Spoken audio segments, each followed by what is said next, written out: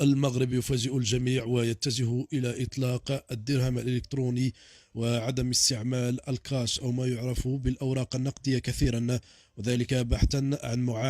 معاملات مالية أسرع وأقل تكلفة مقارنة بالعملات الورقية. وقال المحلل الاقتصادي عادل الخصاصي أن إعلان بنك المغرب كمؤسسة مشرفة على السياسة النقدية عزمه بدء المشاورات مع المؤسسات المالية الدولية بخصوص اعتماد العملة الإلكترونية الدرهم الإلكتروني، يعني أن المغرب منفتح وماض في سياساته الاقتصادية والتجارية والمالية وكذا النقدية التي فرضتها العمولة. وسيصبح المغرب أول دولة إفريقية تتعامل بدرهم إلكتروني. وأضاف ذات المتحدث أن الإعلان عن سعي المغرب اعتماد الدرهم الإلكتروني يأتي في ظل العولمة هذا الضيف الذي لا يستأذن في الدخول إلى كل دول المعمور أو دول العالم لإقرار التحرير التجاري من خلال اتفاقيات التبادل الحر والتكتل الاقتصادي ورفع الحواجز الجمركية، وكذا اعتماد سياسات تحفيزية للاستثمارات